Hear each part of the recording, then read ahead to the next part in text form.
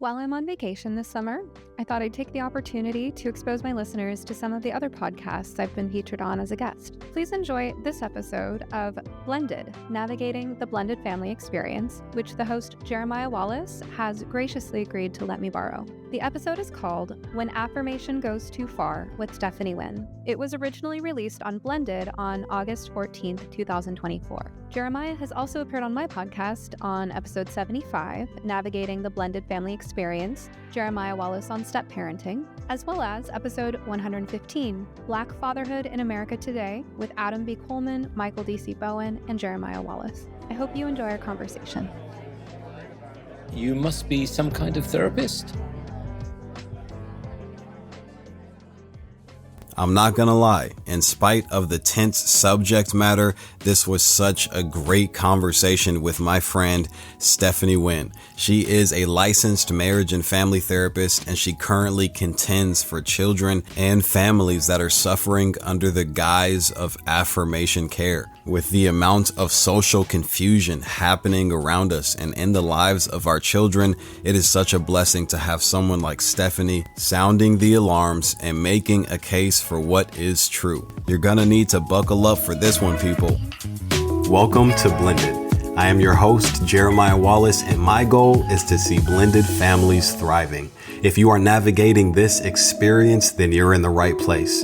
This podcast is purposed to provide support, information, and the encouragement that we need to fulfill our family's potential.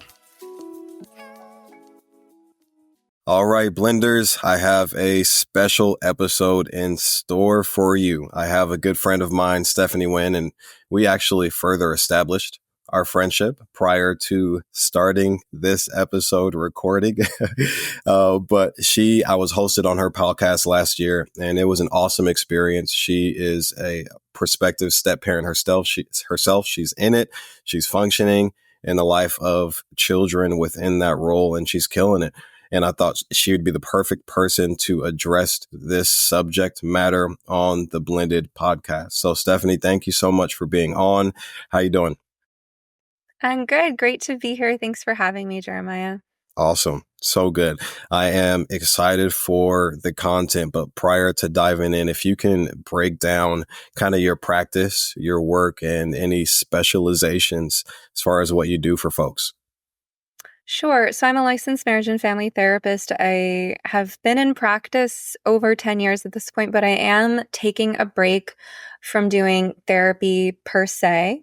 So that break is both because of some challenges with my health and also because I've become increasingly disgruntled with our fields and some of the egregious errors that we've made, the wrong direction that we've turned. So I feel like my credentials mean less and less in and of themselves, considering the direction that the psychotherapy field has been heading. But over the last few years, I've become increasingly concerned about what I call the gender crisis, or what some people call gender ideology, specifically pediatric sex trait modification, which is pretty much the worst part of it. And so I've learned to direct my skills toward that. And now the main thing that I do, besides my podcast and, occasionally being a guest on podcasts like this, the main thing I do is consulting with parents who are worried about losing their kids to a trans identity and, worst of all, the medicalization that often goes along with that. So I don't call it therapy. I call it consulting. It's a lot more directive than therapy. I'm not just here to be a sounding board to help you get in touch with your inner conflicts. I'm here to offer practical guidance and support for families going through this, to help them understand the lay of the land with the gender crisis, understand the online culture that their kids are immersed in.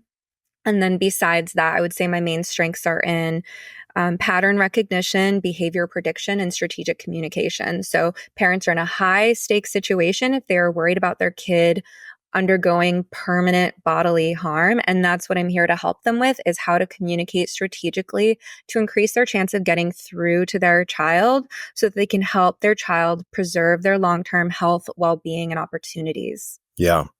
Wow. And you never intended necessarily to find yourself operating in this capacity. How has that transition been for you? And how long did it take to when was your initial kind of foresight concerning the direction that things were headed in? I think a lot of it has to do with my age. Some parents in this crisis think the older the therapist you can find, the better, because the more they've seen, the more they're steeped in a traditional view. But that's not always the case, because in my experience, sometimes therapists nearing retirement don't necessarily want to do the work of catching up with the latest trends, recognizing how far our field has gone or how far the Democratic Party has gone or any of that.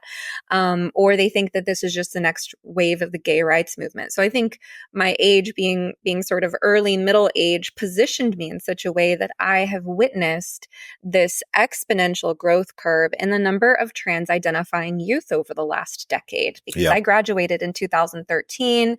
And when I was studying the DSM, we were on the DSM-4, and we were notified in that class the DSM-5 would be coming out soon. We hardly talked about gender identity disorder, as it was known at the time, in grad school. It was a pretty fringe issue. And I've just seen it skyrocket since then. The first time I was introduced to this as a potential conflict of interest was in my first job in the counseling field, probably circa 2014. When I was working in residential with young adults who were post-hospitalization. Many of them had prior suicide attempts. Most of them had some kind of early psychosis. So really high needs population. Most of them came from poverty and complex trauma. And we had a young male who, by all rights, would be a physically intimidating person to anyone. He was very, very, very large. And he was psychotic. He was actively hallucinating and delusional, but he claimed to be female. And our director insisted that he be placed in a female room. Wow. And it should come as no surprise to anyone that his female roommate ran away. She left and presumably might have been on the streets. Of course, she was a female with a sexual trauma history who didn't want to have to sleep in the same room as a large psychotic male. So that was the first time I was introduced to the fact that there are conflicts of interest and matters of different competing rights or special privileges. But then from there, just witnessing the fact that I started off working with young adults and teenagers. I actually really enjoyed working with teenage girls while I did. I always imagined I'd be a good therapist for teenage girls because I was such a tough teenage girl myself. And, it went from like normal adolescent stuff to more and more of these girls and boys, but mostly girls identifying as trans. So hindsight being 2020, at the time, I think was very progressive and open-minded, and also trying to impress my employer maybe. And so I went along with the training in so-called gender-affirming care. And there was a time even that I was like, trying to spearhead implementing the teachings of the gender affirming care thing by, understanding the differences and helping other people understand the differences between all these different terms like sex assigned at birth and yada, yada, yada. But in the back of my mind, I was just witnessing more and more of these situations where this girl seems autistic, or she has this history of sexual trauma, or there's just a lot else going on here to unpack, or a girl seems like a lesbian who isn't really in touch with, what it is to have romantic feelings for anyone yet, and is already jumping ahead to thinking that she, knows her so-called gender identity. So there's just a lot going on. And then in 2020 is when I learned about detransitioners for the first time. And that was news to me. And that should not have been news, because the fact that I went to a training in so-called gender affirming care should have meant that I was taught about detransitioners at that time, people who regretted it or changed their minds. But I was not. It wasn't until I learned about detransitioners through listening to podcasts that I was like, wait a minute. And for me, the moment I heard that there's anyone who's been harmed by this, anyone who regrets this, I felt like I had an ethical obligation to learn about it. And what really shocks me is that there are practitioners in my field who can learn about that and not have that reaction of, wow, I need to learn about this. So I would say 2020, 2021, I was just really immersing myself in listening to detransitioner stories and gender critical discourse. And then in 2021, that's when I sort of, it's when I was starting my podcast. I started blogging. I started having a social media presence, just getting out there into the intellectual public sphere. Yeah. And everything has just spiraled out of control since then, for better and for worse. It's gotten wild. It has absolutely gotten wild. And it feels as if there has been a transition essentially with the healthcare system, and it's been distorted and misconstrued, as you're alluding to. And that concerns both the psychotherapeutic aspect of things as well as the literal care that's being provided for people's bodies and people's health. So while, the average person, wherever they stand, wherever they're sitting, their expectation is that this system is to provide remedy and care for those that are suffering from any ailments, whether there is a physical, mental, emotional, or even spiritual at times. And most of us understand that there is a Hippocratic oath that is taken, that, the intention is not to do any harm. And yet we find ourselves in 2024 with those such as detransitioners that are widely kind of snuffed and hidden and silenced, that are communicating the reality that harm has been done. And it's significant because these people are sterilized and just disregarded, and completely, in so many different ways, they are misaligned and harmed significantly. And while there's a ton of reasons as to why this is happening, I believe the concept of affirmation has so much to do with it. And there's just been such an emphasis placed on that term in particular. And I wanted to address affirmation in particular. So why is the idea of affirmation such a detriment to serving people in general? And you started off with, and I think this was very intentional in that you are mindful of what's going on within an individual, and you want to provide some form of support and correction instead of affirmation. Affirmation achieves something almost entirely different. So why is affirmation such a detriment when it comes to serving people as you have? Well, let me sort of back up a second and get a little philosophical. Yeah. Because I think there's a failure to differentiate both in how we conceptualize care. Yeah. And there's also a failure to differentiate at a really primal level here.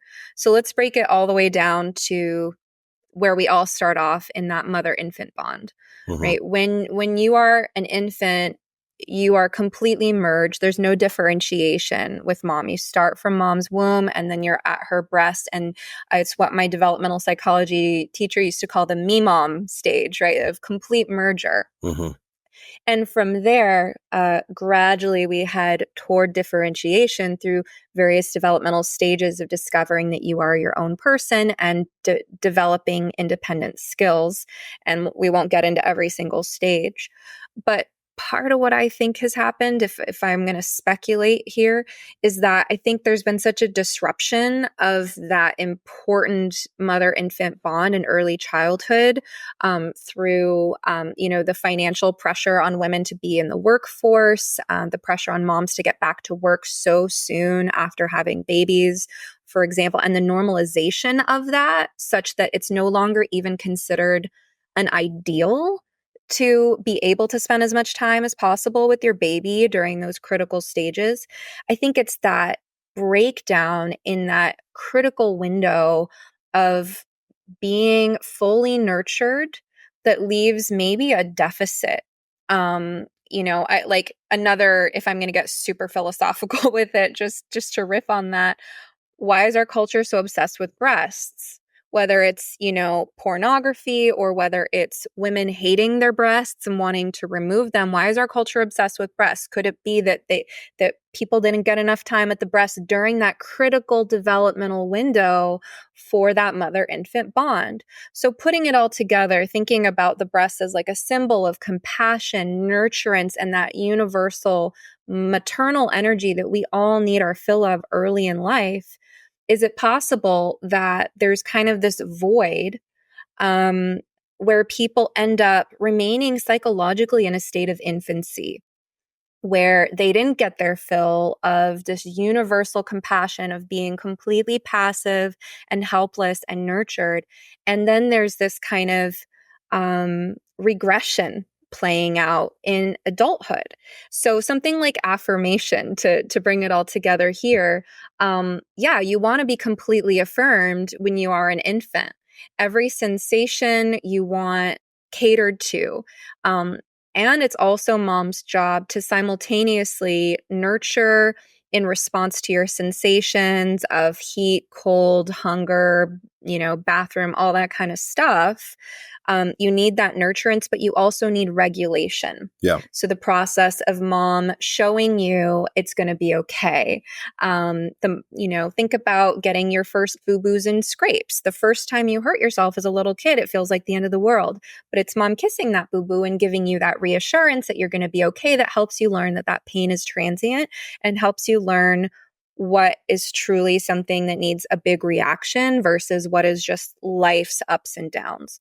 So is it possible that the disruption of that bond and that nurturing process early in life, because of the financial pressures on families, because of the norms and so on, is creating this infantile state in adults where they think that love and compassion and kindness and care needs to mean 100% agreement? It's that infantile state of merger, right? Whereas if people had been grown up gradually, if they'd been guided through those developmental stages, then they would have learned resilience, independence, and also self-regulation. And the capacity to navigate a world in which you don't always get what you want, and other people have interests that might be different from yours and might even compete with yours, but that you're going to be okay because you have self-agency. Yeah. So that's my philosophical rambling. It's not necessarily an answer to your question, but it's what comes up when you pose the question. Yeah. And there's a reason why that bond exists. There is a reason why that connection should be established as early as immediately outside of the womb, for the sake of affirmation, for the sake of connection, for the sake of providing life, literal nutrients and connection for this new human being. And I would also take it further, this concept, as far as the role of a male is concerned. And that being someone that is leading the family. You think of all the statistics and how things don't go well for those that don't have a man in the home, concerning the tendency to offend, to use drugs, the rate of suicide, promiscuity. All of these things are increased dramatically when a male is not present in the home. And when I think about those that have suffered, whether it is the gender dysphoria or it is mental disruption of their sex and who they believe they are, you think about the role of the man in the family. That tends to be where I go first. And how present was the individual, if at all?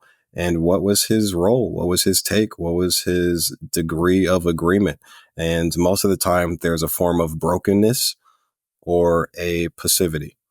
And unfortunately, there is the individual is not occupying the role in the way in which he was designed to or should, in my opinion. And what have you seen in that regards as far as the presence of men and its correlation with the struggle that people are having concerning affirmation, mental disorders, or gender dysphoria? Yeah, it's huge. I mean, if you think about the ideal roles of sort of the archetypal mother and father, the mother represents complete pure nurturance early in life. Again, that validation, affirmation, soothing, and provision. The father represents protection and provision and facing the outside world, defending the family, and also helping children build that bridge to the outside world and helping them be ready to face the world through, preparing them for life's ups and downs. And you're speaking to someone who is impacted by fatherlessness myself. And for me, I think that's part of the reason that I am in a step parent situation myself, is that on some level, I needed to see a man being a good father to his children in order for me to feel secure. And so now that's who I'm with. I would say the families that come to me, I always feel the best about where we're going to be able to go when dad is involved. And it's oftentimes the moms reaching out to me. And I always say, please bring your husband. If at all possible, he needs to be just as involved. And there's a number of ways it could go.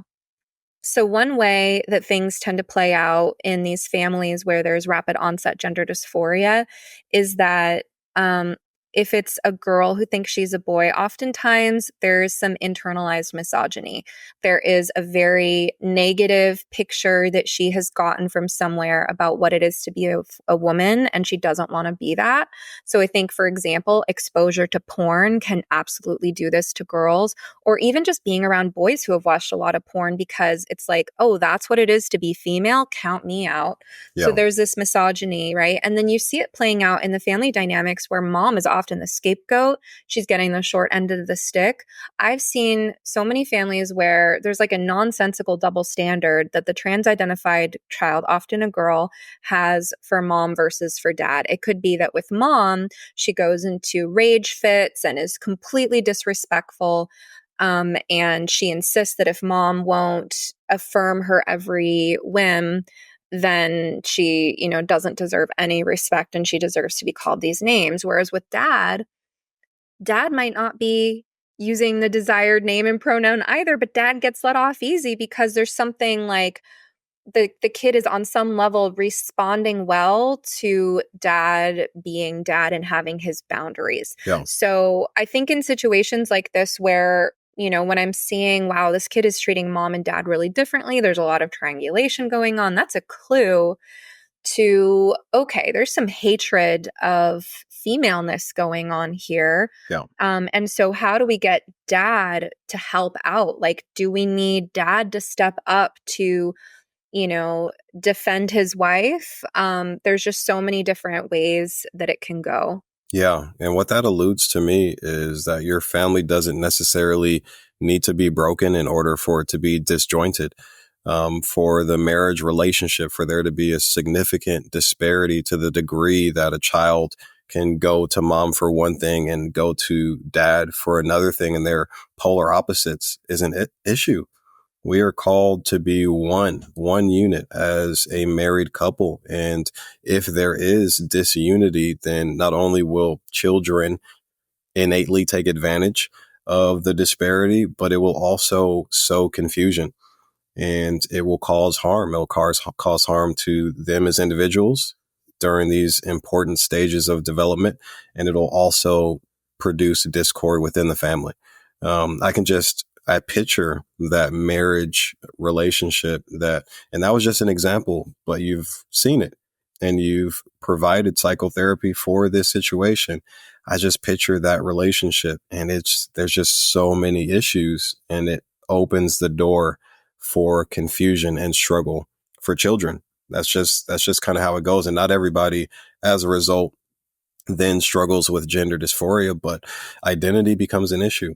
Where they fit, where they stand in the world becomes an issue. Their exposure to pornography is more likely because they likely don't have eyes on them in the way that parents need to have eyes on their children. This is just a disjointed marriage relationship, just opens the door for struggle and debauchery of all kinds. It really does.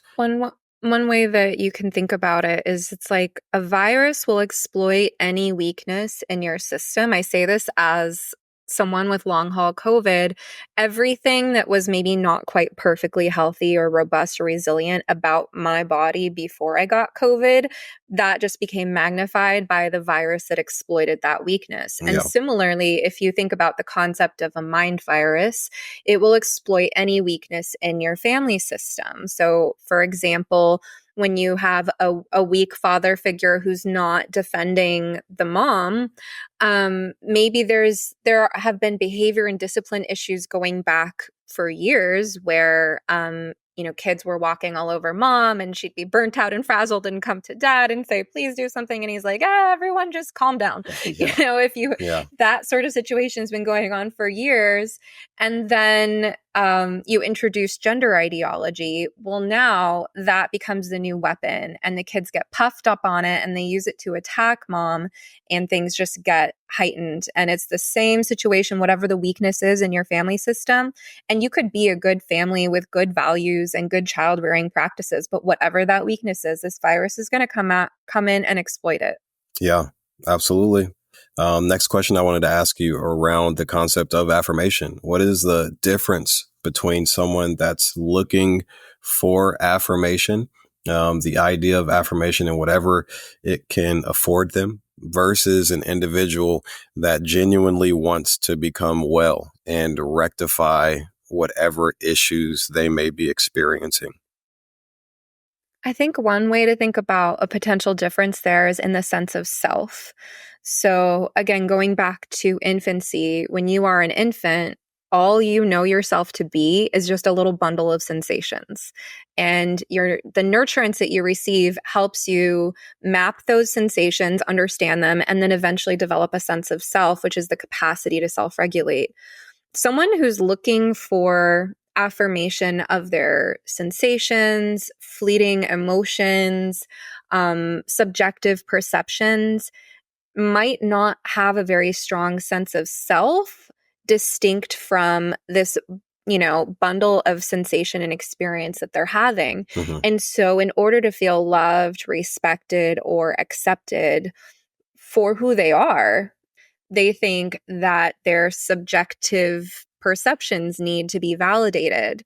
Again, there's that lack of differentiation. Whereas someone who's genuinely looking to better themselves or get help for their problems probably has a more robust sense of self. And whether that comes through having a faith and having a sense that there is a soul within this body or a body within the soul, however you visualize that, but that you are more than your ego, that you are more than, however your personality has taken shape, that part of you can be unconditionally loved, while at the same time you could acknowledge that you are flawed or you can grow and change over time. That differentiation, that sense of self is going to be a huge bonus towards personal growth. Whereas if you're all mixed up between your ego, your identity, and your subjective, fleeting moment-to-moment experience, then you're going to be pretty stuck. Yeah. That's really good. What have you found in serving people? Because my assumption is that people have reached out and sought your help with the expectation of being affirmed. What has been their response when that hasn't necessarily been your approach, when you've attempted to dig a little deeper and address aspects of their person, their behavior that didn't align with their desire as far as whatever they were seeking from you? Well, as I mentioned before, I've taken a break from doing therapy per se right now. The thing I do mostly now is consulting with parents who are looking for help getting their kid out of the situation. Or the second most common type of thing I do is under consulting is therapists coming to me looking for help finding their voice. But, going back to the work that I've done as a therapist, and I stopped working with trans-identified people several years ago. As soon as I realized that our field had some major ethical issues to resolve, I stopped taking new patients in that population. Yeah. But I think it is, like you point out, it's sort of a bigger problem with the culture and a debate within psychotherapy in general, not just related to the gender issue, but what is the role of a therapist? Is it, always affirmation? Because that can make things worse, right? Like if someone has a subjective perception that is contributing to their distress. So for example, here's one, like agoraphobia. Okay. Someone who spends all their time alone in their apartment, afraid to go out and make friends or date, growing increasingly paranoid over time. That person might have the subjective perception and the personal narrative regarding how dangerous or hostile other people are. And that might have some roots in some experiences that they've had, but it's probably a skewed perception of what people in general are, as well as what choices you have as an adult to be discerning and to choose healthy people and to engage in healthy ways of relating to other people. So, I think that for, experiences like working with people in that sort of situation, it's really tricky because you have to balance maintaining rapport with the person and helping them feel like you do have that care for what they're going through and that you can see that their perceptions are coming from somewhere. And at the same time, that if they maintain that exact same worldview, they're never going to find someone to love. They're going to have a very limited life. And then their risk of all kinds of, their risk of early mortality is higher. So I would say it's a tightrope walk in one's role as a therapist for sure.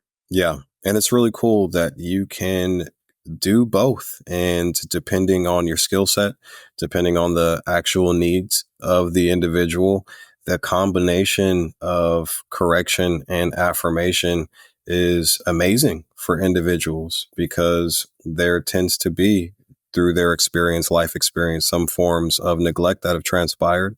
There are some blind spots that have been established, and it wasn't necessarily their doing.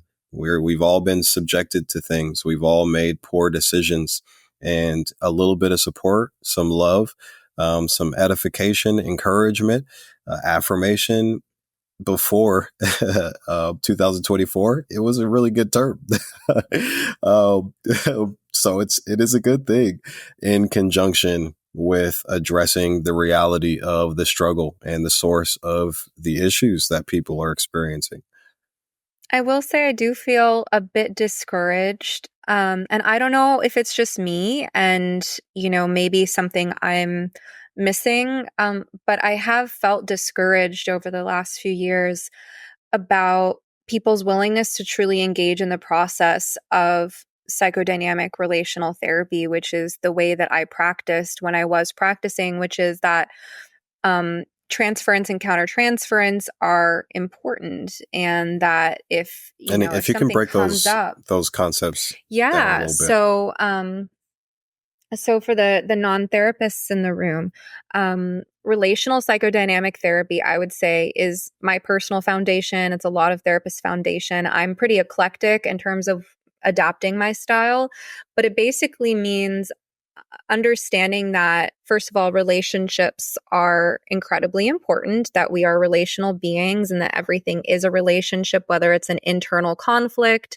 between parts of ourselves or a way that we've sort of, taken on a certain position in relation to other people based on early life experiences, a certain defensive pattern, for instance. And we have the expectation that that is going to come up in therapy. So we welcome it. As relational psychodynamic therapists, we welcome exploring transference, which is the personal feelings from the past that the patient projects onto the therapist, as well as countertransference, which is the therapist's perception of the patient, which could have to do with personal factors on the therapist's end, but it could also have to do with, something that they're picking up on, something that they're feeling where, oh, maybe I'm learning that I feel a certain way when this person's in the room, and I wonder how many other people have felt that way before. Maybe this person has this effect on people, and maybe it's a defensive posture because of something that hurt them. Let's explore that. So that's sort of like a small little summary of that approach. And so given that I operate, or I prefer to operate, with a relational psychodynamic foundation to my work, I'm expecting that there will come ruptures in the therapeutic relationship. There will be moments where someone feels disappointed by me, betrayed by me, scared of me, angry at me. And that is the best moment for a potential breakthrough. I want someone to bring that to me. I want them to tell me how they're feeling. And I'm not going to gaslight them and tell them that it's all in their head, but it's such a rich opportunity for exploring that projection, for me to not get defensive, but also not own that the projection is accurate, but walking that middle ground and exploring more about how they're experiencing me in that moment. Such a huge opportunity for relational healing Yeah. or some kind of transformation. So although that's how I'm trained and how I want to work, and I try to lay the foundation when I am practicing therapy that like these things will happen and it's part of the process and I want you to bring it to me. I still find that oftentimes in the course of therapy, when there is that rupture, and it could be over the smallest thing too, like for example, a billing issue where someone like, maybe didn't remember exactly what was in their consent documents with regard to billing policy. And then there's like some practice that wasn't even on my end. It was what my biller did. And they were confused by it. But then they're suddenly like mad at me. And then they just suddenly want to quit. And they won't come and talk about it. It's all happening over messaging. So I have to be super careful in my wording. And it's like, while I don't want to trivialize what they're saying, at the same time, part of me wants to warn them that like this is a standard billing procedure. You could run into the same problem with other people. That's just one example. Yeah. But I've just found so many times that people, whatever disappointment they have with me in therapy, it's just a fact to them. It's not something to explore. It's not part of the process. And then they just want to quit. And I'm like, every time I look back, I'm like, is there something that I could have done differently all along Yeah. that would help prepare people for this moment so that they could come back and talk about it? Yeah. And I would answer that with a yes and no. Because our relationship today, the average relationship with conflict has deteriorated. It is poor, to be honest. And the book of Proverbs in the Bible alludes to the struggle that some will have with correction. For those that do not receive any form of correction or rebuke well, it says those that do so are wise. But those that whether turn away from it, shy away from it, or they want no part of the correction, those people are considered foolish. And it is foolish because it is in our best interest for us to receive something that will allow for our refinement, for us to grow stronger. And conflict is not comfortable. Rebuke is not comfortable. And that's why this issue of affirmation is so vast. It's because people are literally walking the earth suggesting that words are violence, suggesting that if you do not affirm or support whatever my whiff is for this day, then you hate me and you are a bigot. That is an individual that suffers from a poor relationship with conflict. And unfortunately, they are foolish in that they will not receive correction. They won't receive the rebuke. And the truth, unfortunately, is just not something that sits well with them. On this day for them, 2+2 = 17. And that's just their reality, unfortunately. And that kind of leads me into the next idea that I wanted to address, because there used to be this idea that we wanted to leave the earth in a better condition than how we found it. And that was something that was admirable. We sought fulfillment, we sought purpose, but now we have arrived at a point where the highest goal for somebody is to do whatever makes them happy. And on the surface, that might seem like a good thing, but that is not necessarily something that serves the general population. And oftentimes it doesn't serve the individual that is seeking that happiness. So why do you think the statement, do whatever makes you happy, is so popular today? And do you think it can be dangerous at times? Mm. Well, gosh, do whatever makes you happy. So one thing I hear in that is there's an external locus of control in it, which is that it's the activity that makes you happy. You are the passive recipient of happiness rather than the idea that happiness is an inside job. So, one way that I can know that my future spouse is a great person for me to marry is that I enjoy just a simple Sunday doing chores with him. Yeah. I enjoy going to the grocery store or folding laundry with him. The things of everyday life you want, in a happy marriage, you want to be able to enjoy those simple things with someone. And we also want to instill those values in our kids that chores and things are just a normal part of life. And it's your attitude that governs whether it's stressful or not. So happiness is an inside job, right? Now, that doesn't mean that people shouldn't pursue their passions or discover things that bring them a lot of joy. But I think there's a right balance. And Jonathan Haidt covers this beautifully in the happiness hypothesis, the balance between having an internal sense of ability to self-regulate and also pursuing the things that you love.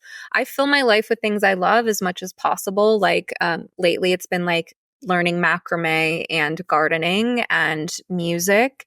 But it's about that balance. So the statement, do whatever makes you happy, only accounts for one side of the equation, which is the external piece, and doesn't account for the internal piece.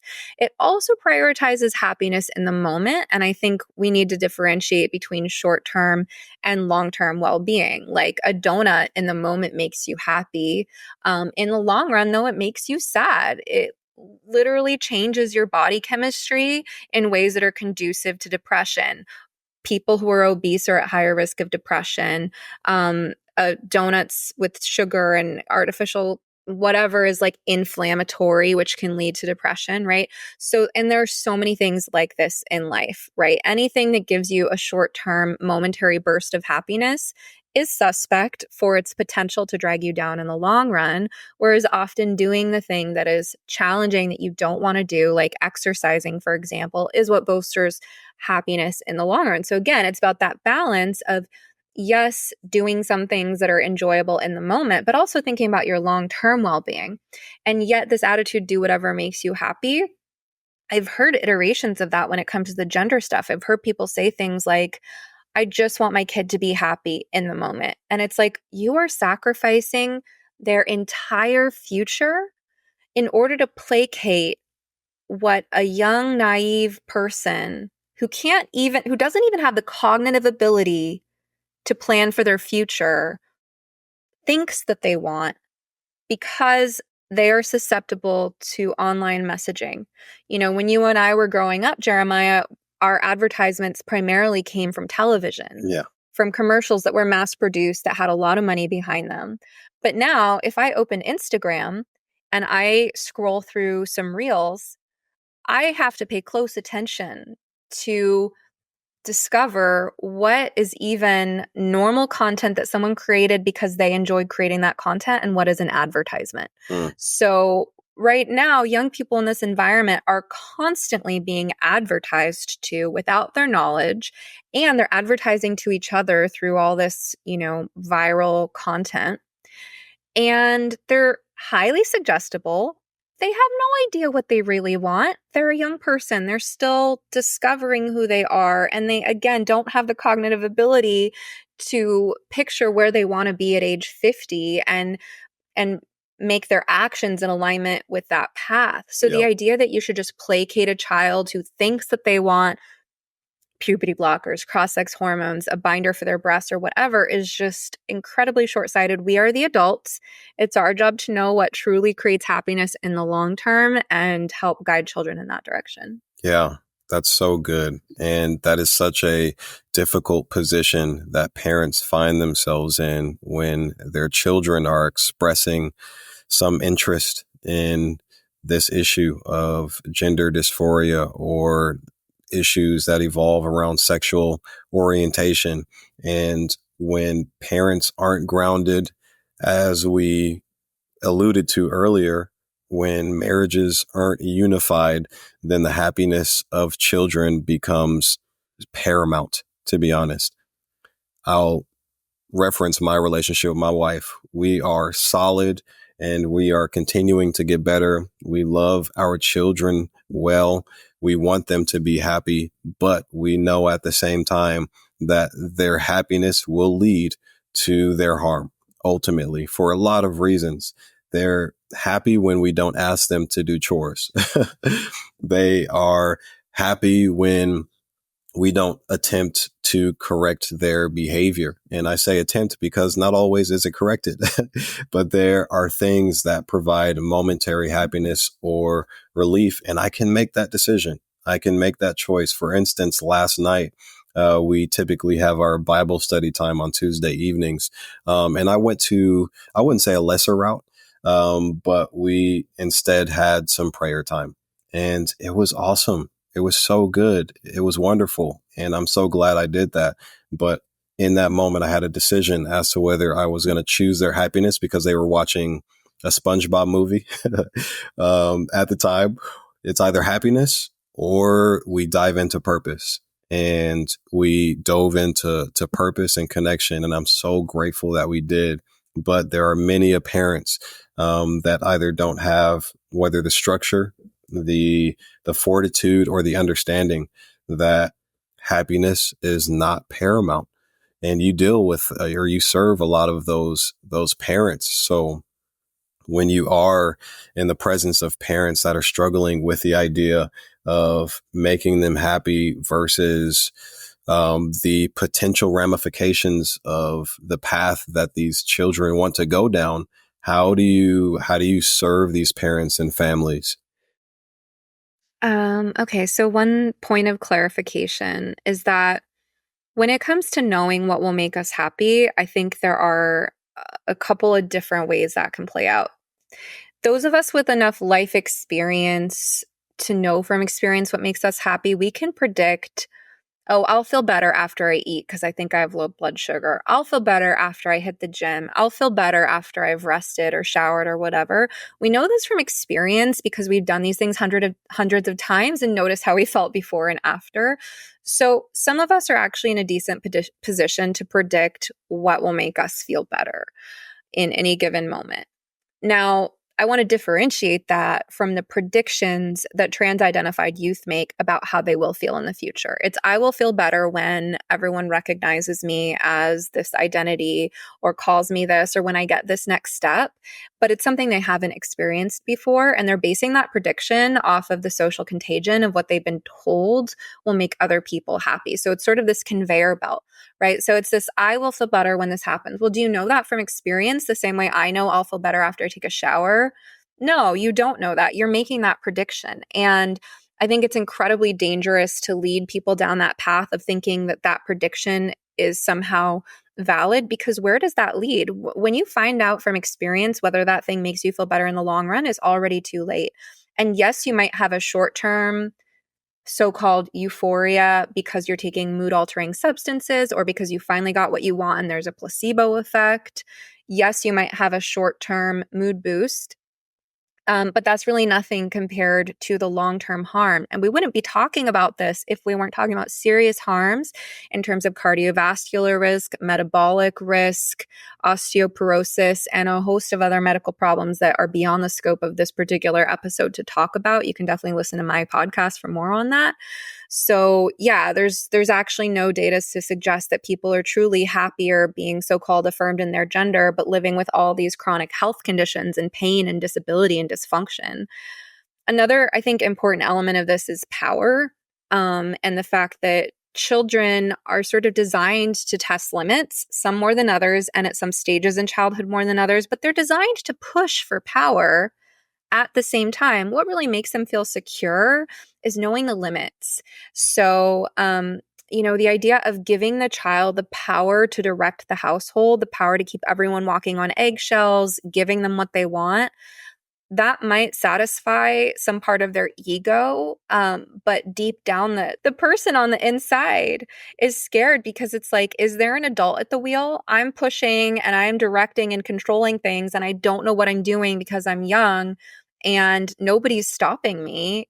Hello, is there an adult in the room? And deep down, they become very afraid of their own power, which means that later in life, they might have problems asserting their full adult power once they've grown into it because they've learned that their own power is scary and destructive. Wow. Wow. That is so good. That is fantastic. And I think it's really important to note that children do prefer boundaries, and it's something that serves them, and they may resist and they may push up against, and they may have the tantrums, the falling apart, whatever the case, but there is nothing better for them in both the immediate and the long run, because children might, for 5 minutes, for half an hour, for an hour, maybe even a day, in worst case scenarios, this could be a week or a month, might have a meltdown of sorts because of a stance that a parent took. But it serves them so well in their immediate. And let's consider what the immediate is. The immediate may not be in this present moment. It may not be. It may be a week from now. A week is still immediate when you think of 50 years. A month is still pretty immediate when you think of 50 years. So I think a changing of our mind concerning what insta happiness looks like, and not leaning so heavily on that end, it would serve parents well, because then we can provide them with what they need, and they actually want it. There's a desire within them, within their design, to have boundaries, to know what their limits are. And when we do our best, when we exercise diligence to not just randomly rectify boundaries just for the sake of it, or for our sake, for our well-being, because that can be detrimental to kids. When we have boundaries up that serve us, because it allows for us to have peace, harm is done at that point, and then the boundaries that they actually need, they have less regard or respect for. Have you kind of seen that? Yeah, it reminds me of the concept of futility as described in the book Hold On to Your Kids by Gordon Neufeld and Gabor Mate. So they talk about how important it is for kids to come up against those immovable limits, to know that no matter how hard they push, they're not going to get whatever it is, the second ice cream cone, the second hour of video games, whatever it is. And it's those consistent limits that allow them to grieve, to let go of, oh, I'm really not going to get it, to go through their feelings of sadness and disappointment, and then to move through the other side. And what I see with the most disastrous parenting, the most messy situations that come to me, is parents who never let it get to that point. If you have never allowed your kids to have the experience that no means no means no, it's futile, doesn't matter how hard you push, the answer is still no. If your kids are not used to that, then you are, absolutely going to have tantruming teenagers, because you have taught your kids that if you said no the first time, the second time, and the third time, all they have to do is get wild and crazy enough, push you hard enough, become abusive enough, and you will eventually cave, and that's how they're going to get what they want. So sometimes the damage control that the families come to me with, it's like, we got a lot of work to do, because you're dealing with this issue at age 15. It goes back to age 3. That was such a good point, Stephanie. This is kind of a ridiculous conversation that we're having right now, by the way. It's giving me so much life. It's kind of insane. I told you we should be friends. It's really awesome. I'm loving it. And when it comes to your role, you are going to be officially a step parent. You mentioned in the summer, you're operating in that capacity right now as you are serving these kids. And there's 2 boys, I believe you said. What ages? What ages are they again? Well, one just turned 10 and the other is about to turn 12. Okay. And so you're seeing this not just in your practice professionally through psychotherapeutic support and consultations and whatnot. You're seeing it firsthand within the home. What has the shift been concerning these ideas in your own life? And as you have been responsible to execute the very things that you've practiced professionally. My stepkids have such different personalities. Like, I have this resource for parents who consult with me. It's a private series of video messages just for my clients. And I just created a message about personality differences. So one of them is really agreeable and the other is really disagreeable.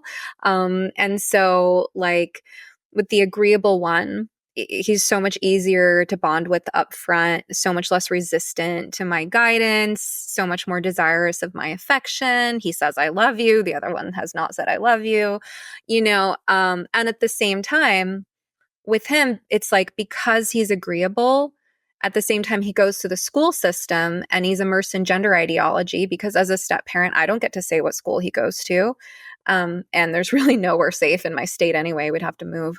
So, he gets immersed in it there and he's agreeable there too. He goes along with calling people they and all that nonsense. Yeah. And I can see his little brain struggling with the different environments. Whereas the other boy, he's so disagreeable. His initial instinct is always to say no. It's hilarious because he's the youngest. So half the time he has no idea what he's talking about. I mean, like he declared that like there was never a war of independence between America and Britain. Like he has declared some nonsensical things just because he has the instinct to say whatever you just said is wrong. Like he's so, so we're gradually molding his personality with regard to like, we see that you are determined. We see that, but we find our ways to kind of push back and mold his disagreeableness. But at the same time, here's the thing, is that because of his personality traits and his quickness to assume that other people are stupid and wrong, it's been incredibly easy to get him on board with the way we see the gender issue, because when he's immersed in it at school and he comes home and he tells us about it, it's very easy for him to see that everyone could be getting this wrong, that the authority figures don't know what they're talking about and all of that nonsense. And so he ends up making fun of the stuff with us. He like discharges the tension of being in the school. The other day he was like online creating an account. We supervise his internet activities, but he was like trying to do something school related and it asked his gender. And, the drop down menu, I don't know how many options there were. And he's like, what? Why? I'm male. So just, it's like, thank goodness that he's disagreeable. And I don't mind if he's going to be ridiculously disagreeable over dumb little things until he realizes that he, maybe isn't always smarter than everyone. But at least on this one issue, this mentality of everyone else is stupid is actually keeping him safe, It's serving you. It is serving you. That is awesome. And how long do you think it took as a step parent, like for you to transition into the standing your ground concerning the happiness and the affirmation? Because our initial settings tend to be because we want to be liked, we want to be received. We're also kind of tiptoeing into the scenario because we don't know all the dynamics. So how long did it take you to kind of find your footing and then maintain in situations where you could just affirm, make happy, and be the good guy? It's like, I don't think that I did things in the most ideal way. I just think that because of who I am and because of who my fiance is, I stepped into an authority role very quickly. It doesn't mean that I had that authority with them. But it's just, he is such an easygoing, conflict avoidant guy who like doesn't notice little things. Whereas I'm hyper vigilant. I'm like on it. I recognize, and because I'm a psychology professional, I'll notice things that seem small, but I'll pick up on it as an indicator of something. Mm-hmm. So I'm just so much quicker to react to things. And I mean, although I wasn't maybe necessarily in the best position to take on that authority role with them right away, I just did almost like instinctively. And I think they eventually just got used to it and they got used to their dad backing me up. And we, of course, try to balance it with positive experiences. Yeah. And I think one of the most important types of experiences that if I could recreate everything and if I wasn't sick during most of the time that we've lived together, something I would do differently and something I would advise any step parent to do is to try to put yourself in situations organically without putting anyone in any real kind of danger. Try to put yourself in situations where they do have to depend on you and something is counting on it. Like I'm thinking of like some kind of like outdoor challenging activity where there's a little something on the line where if you're not paying close attention, someone could get hurt. Yeah. Because that's what's going to make them realize the importance of cooperating with you and see you as a trusted authority that can navigate dangerous situations. And I think without those things feeling real and visceral, it can be hard to gain traction sometimes. Yeah. Yeah. That's awesome. I agree strongly. So before we get off, I have one more question, and this concerns the parents that are in agreement or that have had their eyes opened upon listening to this episode. How do you suggest that others deal with the scrutiny and judgment that comes with taking this stance against the gender ideology that's taking place, the social contagion, and the harm that's being done to young people and people that are of age? How do you suggest dealing with that judgment?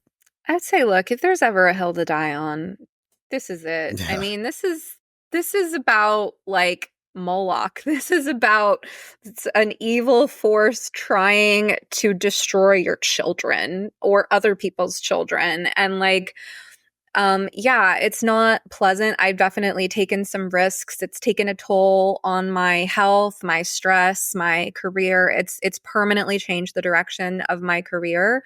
And I realize not everyone has the luxury of doing what I do. I have a pretty special career where I had all this experience as a licensed therapist. Then I became publicly known as a gender critical, sort of public intellectual figure. And now I have a consulting business that mostly pays the bills. Like, not everyone can do that. Mm-hmm. Not everyone is self-employed or, as some would say, uncancelable. And not everyone has to speak out and take a public stance. That is actually one of the things that I guide people with, because I would say the second most common type of consulting work I do is when someone is like thinking about airing their views publicly, or maybe to people in their family or people in their social circles, but they're looking for how to find their voice. And the feedback that I offer, and that is I really help individuals reflect on their particular circumstances. Yeah. And is it necessary for you to write a whole blog post or a whole public social media post declaring like, I oppose this? Is that necessary for you? Or is your personal sweet spot here maybe to dialogue with people individually and choose the people who are most important to you to have that conversation with? Yeah. Yeah. But whatever that needs to look like for you, whether it's public or private, if there is a hill to die on, it's this one. And I would say if you're navigating your family through this, it's really important to be knowledgeable and strategic upfront. So feel free to reach out to me for a consultation if I can help. Yeah, that's so good. And I just want to say that you really are doing God's work. Honestly, it says in scripture that it's better for an individual to have a millstone hung around their neck and them to be thrown into the depths of the sea than to harm a child, to be honest, to whether rob or the innocence of an individual or to lead them down a path that they should not go. So you really are contending for children and you're doing his work, which is such a blessing. And that's why I wanted to reach out to you concerning this specific conversation, because not just your understanding of what's transpiring, but your heart for children. There's a burning desire for change to transpire so we can protect young people and families, which is so cool. And I really appreciate you for it. I appreciate you taking the time to really just change, I believe, some hearts and minds concerning the concept of affirmation and what we can do to step up and be an answer for what's happening right now socially. So if you can give some information as to where people can find you, and I can link that information in the description of this episode as well. Yeah, thank you for all that. I appreciate it. So my podcast is called You Must Be Some Kind of Therapist. It's available wherever you get your podcasts, and the website for that is at sometherapist.com. That's also where I have my reading recommendations. So let's say you are an ROGD parent. If you go to sometherapist.com/bookshop, second section down is my reading list for you. And I also have a blog, although I don't post there very often. And then my services are at stephaniewinn.com. That's where you can find information about therapy and consulting. Right now, as I've said, I'm not doing therapy. I'm only doing consulting. But stephaniewinn.com is where you can go to learn about consulting and book a consultation, whether you want to book like a free 15-minute discovery call, or you can just dive in and pay me for an hour of my time. Awesome. Again, Stephanie Winn. Such an amazing conversation. So good. There was a moment where I didn't have words because I was enjoying myself. I forgot about the listeners and I was just taking it all in personally, which is inappropriate. But such a good conversation. Thank you again great. for stopping by and blessing the blenders. It was a pleasure, Stephanie. Thanks, Jeremiah. Of course.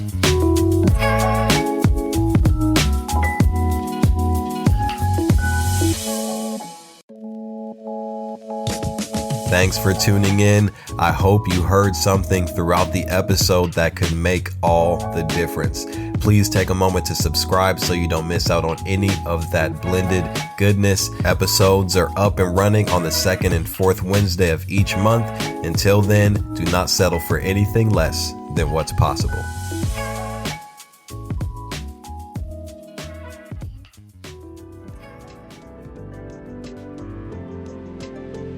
Thank you for listening to You Must Be Some Kind of Therapist. If you enjoyed this episode, kindly take a moment to rate, review, share, or comment on it using your platform of choice. And of course, please remember, podcasts are not therapy, and I'm not your therapist. Special thanks to Joey Pecoraro for this awesome theme song, Half Awake, and to Pods by Nick for production. For help navigating the impact of the gender craze on your family, be sure to check out my program for parents, ROGD Repair.